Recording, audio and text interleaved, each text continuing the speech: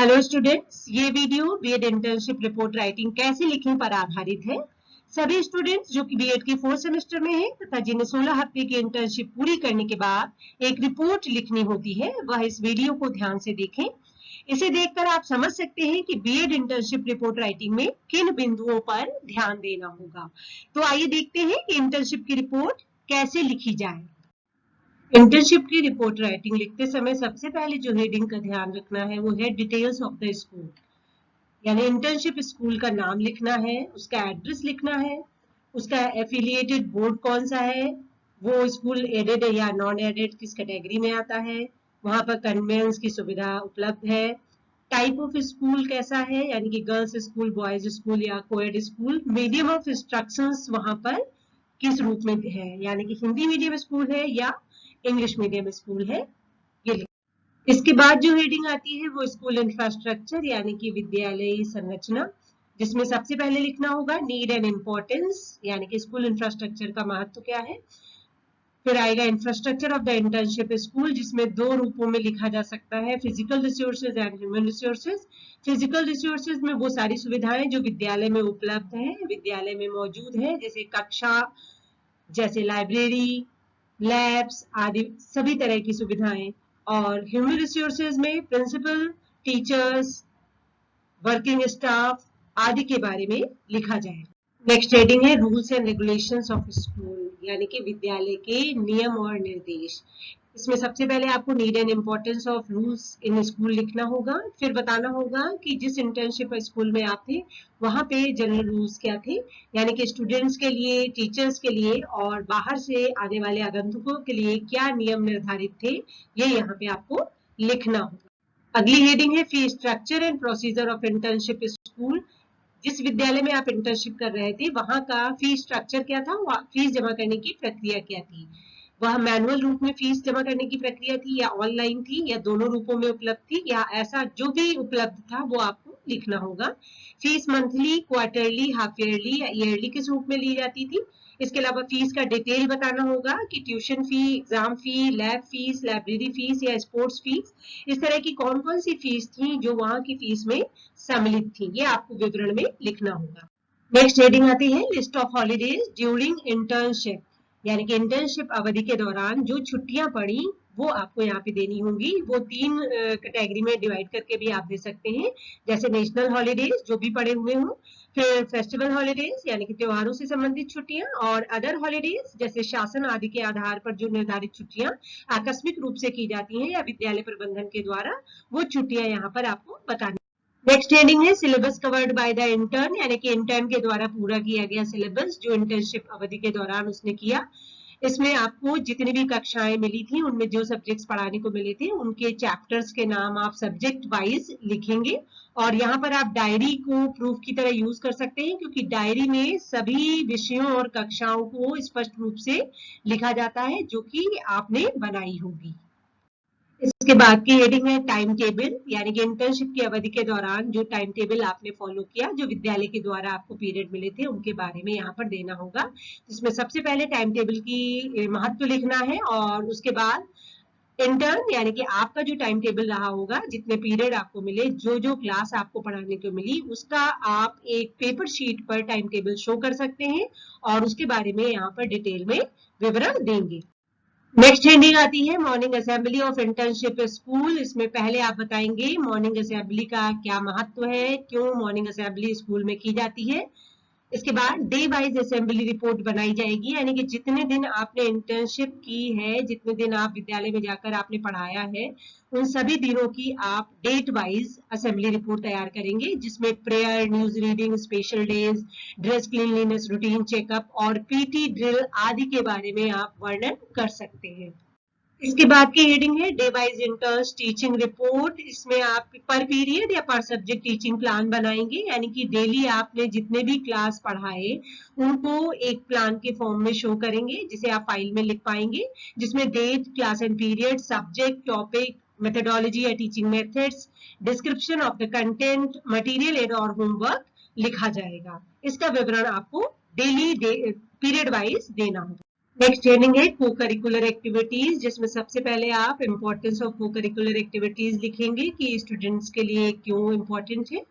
इसके अलावा फिर आता है एक्टिविटीज ड्यूरिंग इंटर्नशिप पीरियड, यानी कि आपको कौन कौन सी को करिकुलर एक्टिविटीज ऑर्गेनाइज करने के लिए मिली, आपने किन किन ऐसी एक्टिविटीज को करवाया जिसमें art, music, drama, sports, cultural या एनवायरमेंटल या एकेडमिक कंपटीशन से रिलेटेड एक्टिविटीज हो सकती हैं, इन्हें आप यहाँ पर लिखेंगे। नेक्स्ट हेडिंग है स्कूल एग्जामिनेशंस, जिसमें आपको सबसे पहले इंपॉर्टेंस ऑफ स्कूल एग्जामिनेशन लिखना होगा। फिर next procedure of continuous and comprehensive evaluation adopted in the internship school, यानी कि आपके इंटर्नशिप जिसमें आपने की है वहां पर कौन सा पैटर्न सीसीई का फॉलो किया गया था। मंथली एग्जाम होते थे, क्वार्टरली, हाफ ईयरली, एनुअल, या ग्रेड सिस्टम फॉलो किया जाता था, या दोनों ही सिस्टम फॉलो किए जाते थे, इसके बारे में आपको विवरण देना होगा। नेक्स्ट हेडिंग है celebration of important days events. Internship जिस विद्यालय में आप कर रहे थे वहां पे कौन कौन से इम्पोर्टेंट डेज सेलिब्रेट किए गए, जिसमें से annual function, sports day, celebration of national festivals, any cultural meet और ग्रेट पर्सनालिटीज बर्थडे सेलिब्रेशन आप लिख सकते हैं, यानी कि जो भी इसमें से आपके हुए वो आप यहाँ पे लिखेंगे। नेक्स्ट हेडिंग है management of mid day meal. जिस विद्यालय में आप इंटर्नशिप कर रहे थे वहां पर मिड डे मील की कोई व्यवस्था थी, यदि थी तो उसके बारे में लिखेंगे, और यदि वहां पर मिड डे मील की कोई ऐसी व्यवस्था नहीं थी तो आप उसका विवरण उसी रूप में देंगे, यानी कि अगर मिड डे मील की सुविधा है तो उसका विवरण लिखिए, और नहीं है तो उसका विवरण उसी रूप में दीजिए। नेक्स्ट हेडिंग है inclusive school environment in the internship school. जिस भी विद्यालय में आप इंटर्नशिप कर रहे हैं वहां का समावेशी विद्यालयी वातावरण कैसा है ये बताना होगा। इसमें पहले आपको लिखना है importance of inclusive school environment, इसके बाद आएगा status of inclusive school environment in internship school, यानी कि उस विद्यालय में समावेशी विद्यालयी वातावरण की स्थिति क्या थी। यहाँ पे ये जानना आवश्यक है कि इंक्लूसिव स्कूल एनवायरनमेंट में शारीरिक रूप से विकलांग एवं सामान्य बच्चों की शिक्षा का प्रावधान एक समान होता है। ये शिक्षा बच्चों की शारीरिक, बौद्धिक, मानसिक, सामाजिक, सांस्कृतिक विभिन्नताओं की पहचान कराती है। इसमें संज्ञानात्मक, संवेगात्मक तथा सृजनात्मक विकास के अवसर उपलब्ध कराए जाते हैं। तो आपको यहाँ पर विवरण देना होगा कि उस विद्यालय में इस तरह की कोई सुविधाएं उपलब्ध थी, और यदि थी तो किस रूप में थी, और यदि नहीं थी तो क्यों नहीं थी, क्या इसके पीछे कारण थे, क्या सुझाव हो सकते हैं, आप यहाँ पर लिखेंगे। नेक्स्ट हेडिंग है पेरेंट टीचर मीटिंग रिकॉर्ड, यानी कि इंटर्नशिप के दौरान जो भी पेरेंट टीचर मीटिंग हुई उनका रिकॉर्ड आपको रखना होगा, जिसमें मुख्य 3 बातों का ध्यान रखना होगा। कौन सी डेट को हुई थी, क्या समय था, और क्या डिस्कशन पॉइंट्स थे, यानी कि जिन विद्यार्थियों के संदर्भ में आपने पेरेंट टीचर मीटिंग आपने की थी जो आपको इंचार्ज के द्वारा बताया गया होगा, तो वो उनके मुख्य बिंदु क्या थे जिन पर आपने पेरेंट्स से बात की। नेक्स्ट हेडिंग है अटेंडेंस रिकॉर्ड, जिसमें सबसे पहले आपको एक क्लास का अटेंडेंस रजिस्टर बनाना होगा जो उस समय का अटेंडेंस रिकॉर्ड बताएगा।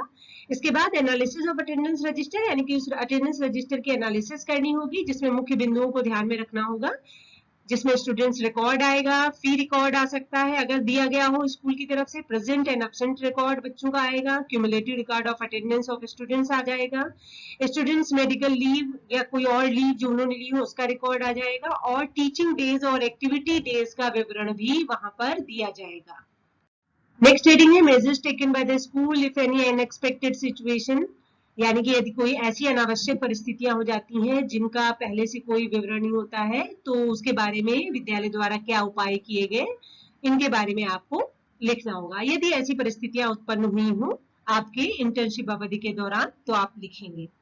नेक्स्ट हेडिंग है summary and reflection of the intern. इसमें सबसे पहले आपको समरी लिखनी होगी, जो इंटर्नशिप रिपोर्ट आपने अभी तक बनाई उसमें जिन भी पॉइंट्स को लेकर आपने रिपोर्ट लिखी है उन सबको लेते हुए संक्षिप्त में यहाँ पर विवरण लिखेंगे। इसे आप पॉइंट्स में भी लिख सकते हैं, पैराग्राफ में भी लिख सकते हैं।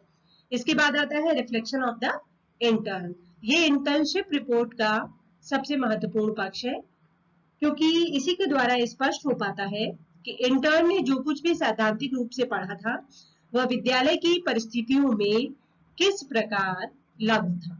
प्रशिक्षु ने अपने सैद्धांतिक ज्ञान का उपयोग विद्यालय की वास्तविक परिस्थितियों में किस प्रकार किया। इंटर्नशिप के दौरान उसने क्या देखा, क्या समझा और क्या सीखा। ये आप रिफ्लेक्शन ऑफ द इंटर्न में लिखेंगे। इसके अलावा इसमें ट्रेनिंग पीरियड टीचिंग यानी कि प्रैक्टिस टीचिंग पीरियड की और जो रियल टीचिंग है इंटर्नशिप के दौरान के बीच में कंपेयर भी करेंगे, यानी कि दोनों बीच में क्या कोई डिफरेंस है ये आप यहाँ पर देंगे। तो ये कंपेयर करने के लिए कुछ पॉइंट्स को देखा जा सकता है, जैसे जब पीपल टीचर के रूप में प्रैक्टिस एंड टीचिंग के लिए स्टूडेंट जाता है तो वो एज ए स्टूडेंट वहां पर होता है, जबकि इंटर्न के रूप में जब इंटर्नशिप के लिए जा रहा है तो वो टीचर की तरह है, यानी कि एक ये डिफरेंस दिखता है। इसके अलावा जब इंटर्न स्कूल में टीचिंग के लिए जा रहा है तो वो उसका रोल असेंबली में इंपॉर्टेंट होता है, जबकि पीपल टीचर का रोल स्कूल की असेंबली में इंपॉर्टेंट नहीं होता।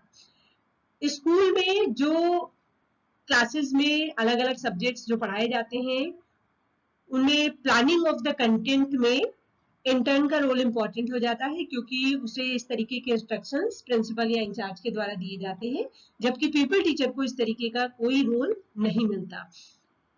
स्कूल में स्टूडेंट्स के अटेंडेंस रखने के लिए इंटर्न को रजिस्टर मेंटेन करना पड़ता है, तो इंटर्न का रोल स्कूल अटेंडेंस में भी हो जाता है, जबकि पीपल टीचर को इस तरीके का कोई रिकॉर्ड नहीं रखना होता है। पीपल टीचर का सीसीई में यानी कि स्कूल के सतत एवं व्यापक मूल्यांकन में किसी तरीके की भूमिका नहीं रहती है, जबकि इंटर्न को विद्यालय में होने वाले टेस्ट और एग्जाम्स में रोल प्ले करना पड़ता है, यानी कि एज अ टीचर उसमें भाग लेना पड़ता है। पीपल टीचर को करिकुलर एक्टिविटीज में भी पार्टिसिपेट नहीं करता, जबकि इंटर्न को करिकुलर एक्टिविटीज ऑर्गेनाइज करानी पड़ती है एज अ इंटर्न, क्योंकि वो वहां पर टीचर के रूप में होता है। इसके अलावा प्रिंसिपल के और इंचार्ज के द्वारा कुछ और भी एक्टिविटीज या ड्यूटीज दी जाती हैं जिनको इंटर्न करता है, जबकि पीपल टीचर को इस तरीके की कोई निर्धारित एक्टिविटीज नहीं दी जाती। लास्ट हेडिंग है सजेशंस।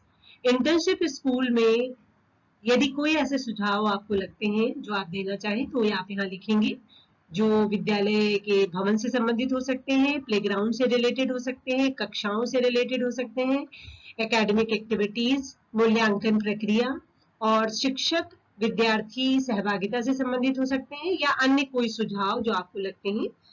इसके अतिरिक्त आप विद्यालय से एक इंटर्नशिप का सर्टिफिकेट लेंगे जो ये बताएगा कि आपने वहां पर इतने अवधि की इंटर्नशिप की है, जिसे आप इंटर्नशिप फाइल में अपनी लगाएंगे।